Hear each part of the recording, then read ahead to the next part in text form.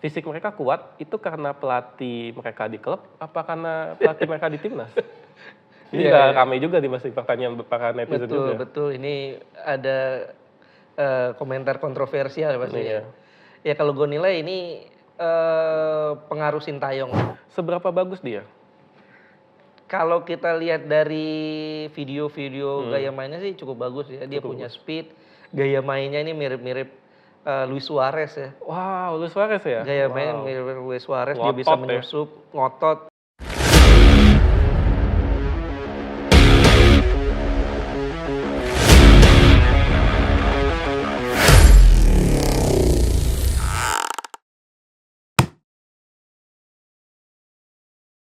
Dan sebenarnya kalau misalnya tadi Bung Ais ngomong skuad timnas kita perlu diotak-atik lagi berarti ya. Sebenarnya kita udah punya belasan pemain diaspora sebenarnya. Ya.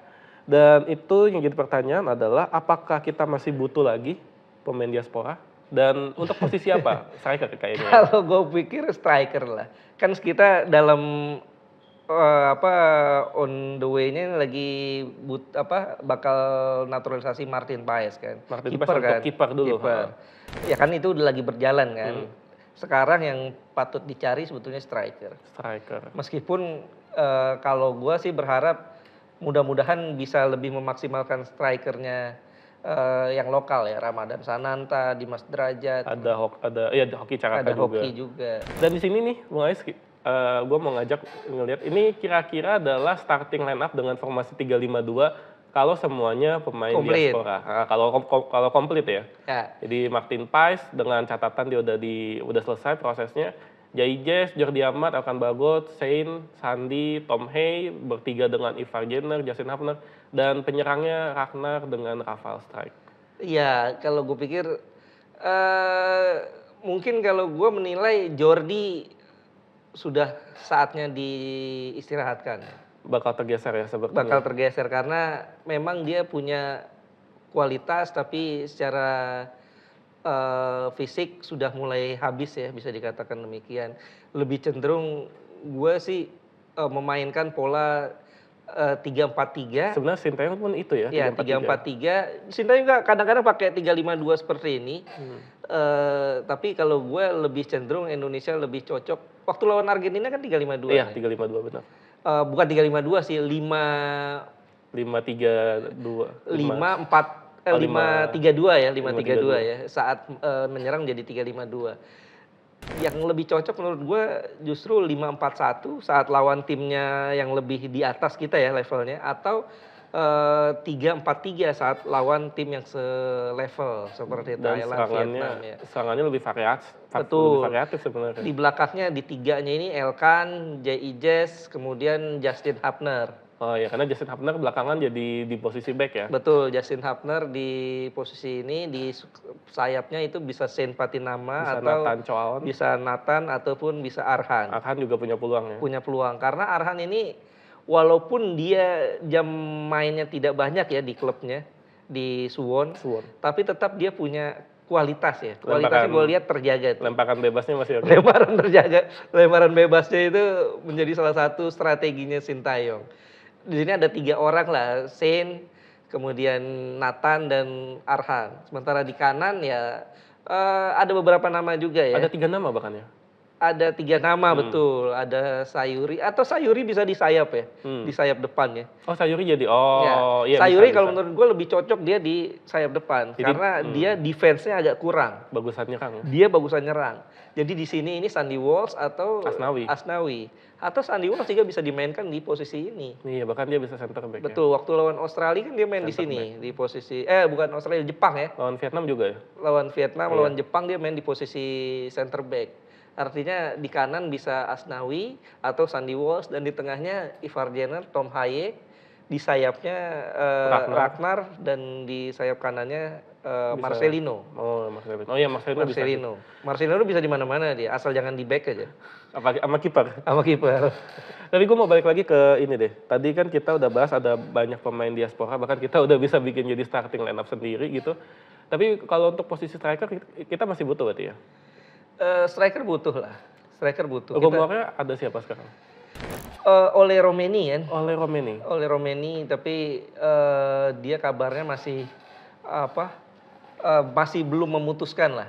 Kabarnya dia sudah dihubungi oleh PSSI, tapi dia masih agak-agak bingung. Dia bilang masih belum saatnya lah saya memutuskan untuk memilih kewarganegaraan. Seberapa bagus dia?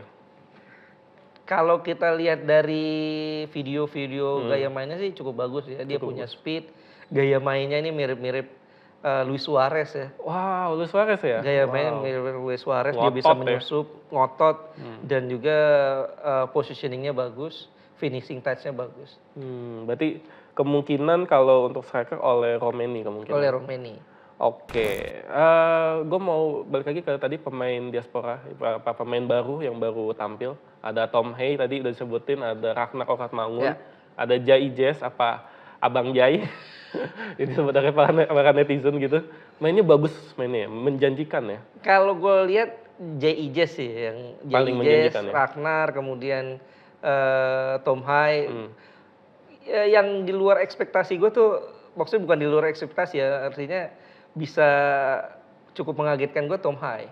Oh. Beberapa kali gue lihat gaya main dia di Heerenveen ya, dia itu biasanya di babak kedua agak sedikit ngos-ngosan. Oh, oke. Karena staminanya menurut gue agak kurang. Tapi kemarin waktu lawan Indonesia itu luar Waktu biasa. bersama Indonesia. melawan Bersama Vietnam. Indonesia. Bahkan beberapa kali gue ngobrol sama teman-teman, ini gimana ya Tom Hay kalau main lawan Indonesia ya. Dia Agak tuh mengkhawatirkan ya. butuh backup ya. Artinya Butuh shot ya. dia gaya mainnya mirip Pirlo kan. Oh iya disebut. Pirlo itu butuh Gattuso untuk membackup Atau- defense-nya. atau Tapi butuh- kemarin dia bermain sangat luar biasa, istilahnya menjawab keraguan-keraguan kita lah. Dan beberapa kali umpan-umpan terobosannya bagus Betul, banget ya. kelas lah, kelas. Dan sebenarnya dengan banyaknya pemain baru yang tampil menjanjikan tadi, itu sebenarnya keuntungan apa kerugian gak sih buat kita? Kalau kita nilai gini ya, ini kan PSSI melakukan naturalisasi ini untuk program jangka pendek. Harapannya dengan pemain-pemain naturalisasi ini akan memicu pemain-pemain lokal untuk menaikkan kelasnya. Iya, dan sebenarnya itu udah terjadi ya dengan wingback kiri Pratamakan yang pelan-pelan mulai tergeser, tapi begitu dapat kepercayaan dia terpacu ya. Betul, betul. Jadi Dia main tetap bagus. menunjukkan, betul. Dan kita lihat Rizky Ridho juga. Iya, dia akhirnya kembali lagi ke Rizky line up. Ridho walaupun orang pikir dia bakal tergeser, tapi kenyataannya kan dia bisa main bagus. Kemudian juga dengan banyaknya pemain naturalisasi ini kan kedalaman squad kita jadi lebih bagus. Meskipun Vietnam bilang ini Indonesia atau timnas Belanda ya. Iya, nanti rame lagi nanti. Iya. Tapi kalau menurut gue sih apa yang dilakukan PSSI dengan memanggil pemain-pemain keturunan ini wajar ya. Karena mereka punya darah Indonesia. Dan mereka punya hak. Betul, dan mereka punya hak untuk membela tanah leluhurnya. Kecuali kalau kita mengikuti jejaknya Singapura ya 2004. Oh iya.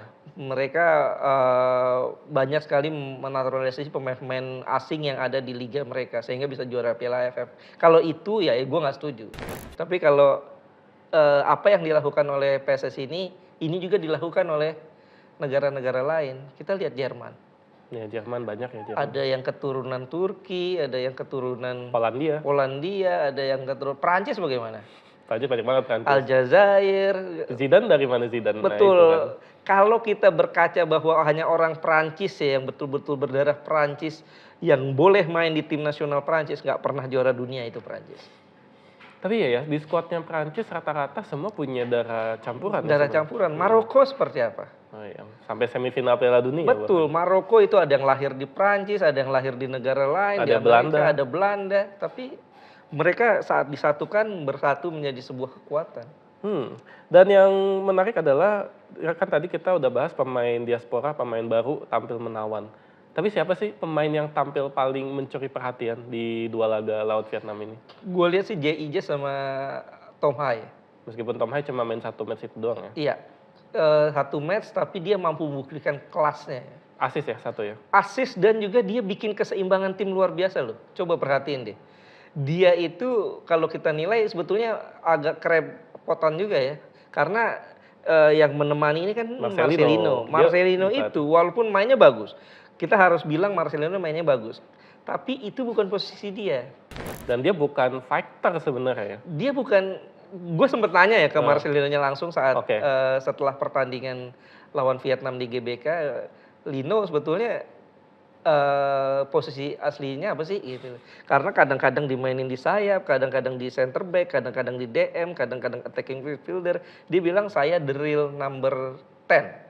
Attacking midfield. Attacking midfielder. Tapi dia bersyukur bahwa dia bisa dikasih kesempatan di posisi-posisi lain. Dan dia lakukan itu dengan senang hati, tergantung apapun kebutuhan tim kata dia. Karena sebenarnya dalam formasi 3-4-3 dalam teorinya ya, itu nggak ada posisi buat attacking midfield ya kalau itu, 3-4-3. 3-4-3, center midfieldnya itu box to box ya. Iya, harusnya box to box. Harusnya box to box. Karena Dua-duanya buat- punya tipikal yang sama ya. Mm-mm. Sebagai box to box dia harus kuat membantu serangan, harus kuat juga defense. Mm-mm. Dan itu sebetulnya bukan karakternya Marcelino. Ya itu dia makanya. Marcelino itu dilahirkan memang kalau kita ikutin perjalanan karirnya dia sebagai attacking midfielder ya, dia sama seperti Beckham Putra ya. Beckham Putra benar. Gayanya sama, cuman memang gue cukup kagum dengan Marcelino ini, dia bisa beradaptasi dengan pola dan formasi serta keinginan pelatih. Dan siapa tahu itu bisa membantu dia di Betul. klubnya di Belgia Betul. ya kita. Karena memang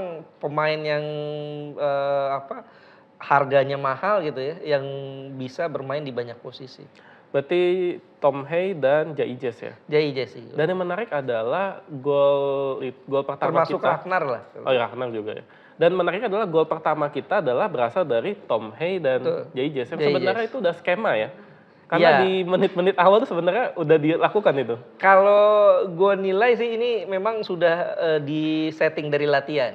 Karena kita lihat Tom Hay pegang ambil corner corner. kick, Jaijes tuh dari luar loh. Dari luar kotak penalti. Perhatiin dia, Iya. dia tuh nggak langsung masuk ke dalam, tapi dia keluar yang tidak diperhatikan oleh pemain-pemain Vietnam. Jadinya coming from behind dia Nah, blind side-nya dari betul, back jadi Vietnam Tom itu. Hay memang sengaja ngasih arah bola ke agar Jaijes yang masuk. Cuma sayangnya di percobaan pertama gagal ya sayangnya. Iya, dan itu kan free header tuh gol.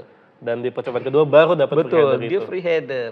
Mungkin nanti kalau ada Bagot ini lebih ngeri lagi. Jadi ada beberapa pilihan. Tapi poin menarik lainnya adalah ternyata back-back Vietnam nggak belajar dari karena itu sebenarnya udah dilakukan itu sebenarnya, Ya, cuma gagal. Gagal Dan yang keduanya pertama. baru yang berhasil. kedua berhasil. Berarti Jaijes dan Tom Hay. Tom Hay Kalau yang misalnya- paling menarik perhatian sih Iya, itu. sih. paling menawan ya. Paling menawan. Nah di sisi lainnya mungkin kita nggak bisa ngomong jelek lah. Kita ngomong kan mereka udah berjuang Ya. demi Garuda, kita rasanya nggak fair juga. Kita mungkin bahasanya lebih ke pemain yang butuh improvement lebih. Iya kalau gue nilai memang nggak jelek ya, nggak ada yang jelek Iya, ya. nggak ada juga kan. Kecuali mungkin kalau Nathan itu di match day ketiga ya, di debutnya Iya, itu agak sebetulnya bukan jelek, cuman karena dia belum adaptasi aja, dia agak-agak bingung tuh, canggung. Tapi kan di match day keempatnya dia tunjukin tuh, dia tuh bagus mainnya. dan berkali-kali track back dia membuat pertahanan kita aman ya. Betul, betul. Itu jadi dia seperti menguasai betul di sisi sebelah kiri ini. Ini persaingan jadi ketat Ketat, banget antara Patinama, Nathan dan Arhan. Berarti kalau butuh improvement lebih kurang lebih nggak ada lah ya kurang lebih. Kalau gue nilai butuh improvement lebih Rafael Strike. Rafa strike ya. Rafael Strike. Iya. Karena memang dia main bukan di posisinya dia sih. Jadi dia butuh banyak belajar dengan Marcelino ya. Harusnya Marcelino cepat beradaptasi dengan tugas-tugas yang memang aslinya bukan posisi dia. Kalau hoki tadi karena dia masih muda lah ya. Kalau hoki ya dia masih muda, masih butuh jam terbang lah. Dia pelan-pelan dia bisa Pelan-pelan. berkembang. Meskipun nanti orang bakal bilang nih netizen, lah itu Endrick 17 tahun udah bisa langsung golin. Nanti kan gitu perbandingannya. Tapi kan itu beda ya kalau itu kan. Ya susah lah, karena Iya. dulu juga Boas Salosa 19 tahun udah jadi andalan dan Iya. jadi bikin gol ke gawang Vietnam di 2004. Dan menariknya adalah kita punya winger lain lagi, Ragnar Uratmangun, Iya. cetak gol di 20 tahun kemudian. Betul, Skornya sama lagi 3-0 3-0. di stadion yang sama. stadionnya sama.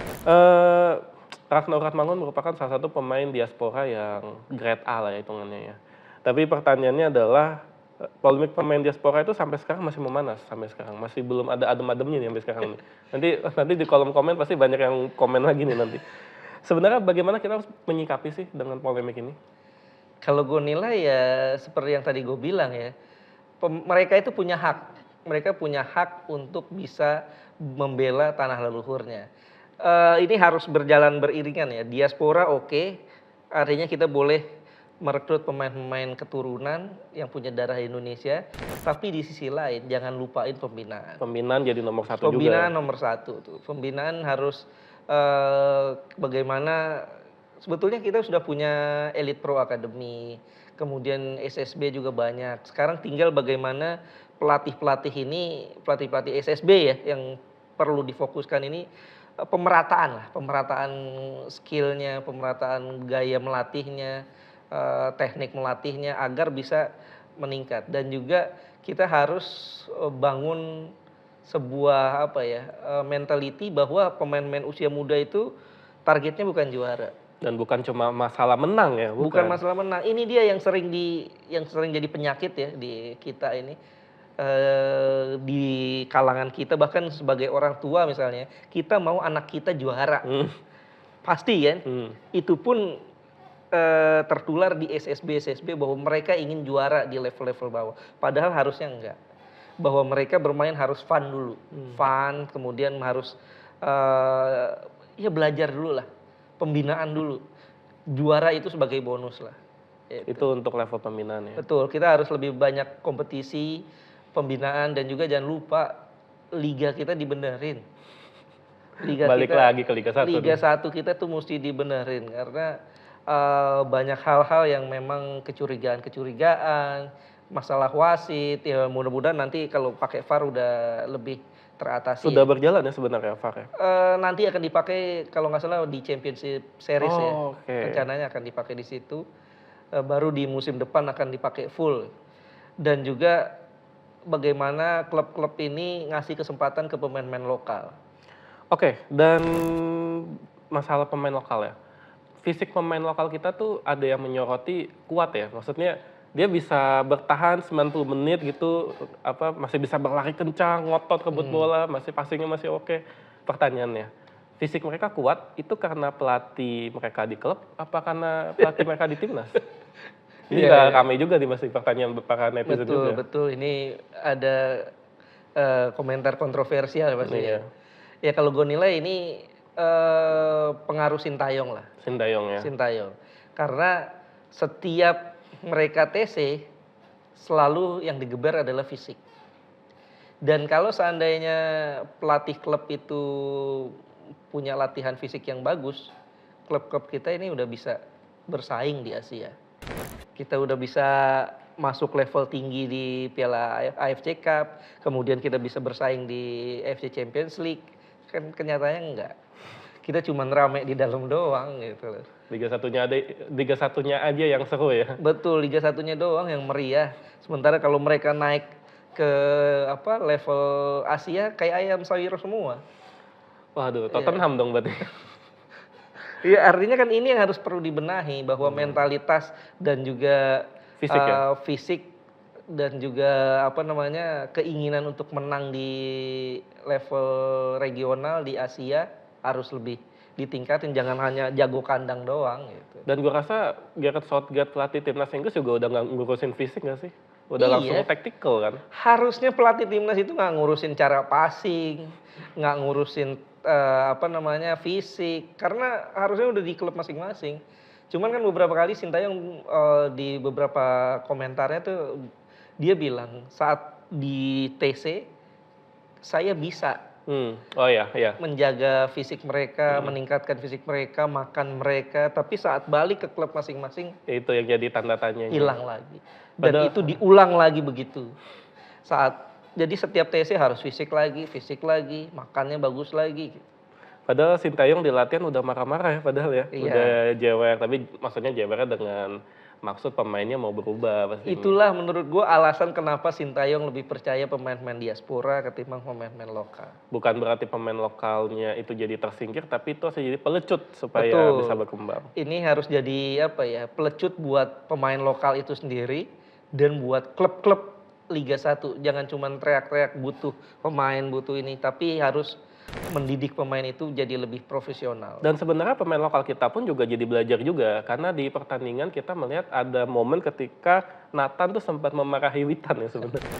Itu sebenarnya hal yang wajar nggak sih sebenarnya? Wajar lah, Oh, wajar ya. Kita lihat dulu ya beberapa tahun lalu bagaimana Peter Schmeichel sering ngomel-ngomel ke center back-nya ya, ke pemain-pemain belakangnya.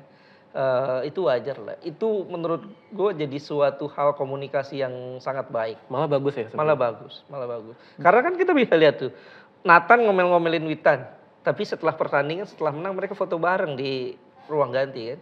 Itu profesional lah. Itu profesional. Dan nggak menutup kemungkinan juga nih Oke Zoners, kalau misalnya Ragnar yang salah posisi, Witan yang balik marahin bisa juga kan? Bisa, kenapa enggak? Sah-sah aja Sah-sah karena aja. semua udah sama-sama pemain timnas Indonesia. Sebetulnya gitu. bukan marah ya, itu komunikasi. Mengingatkan. Mungkin cara mereka adrenalinnya tuh tinggi.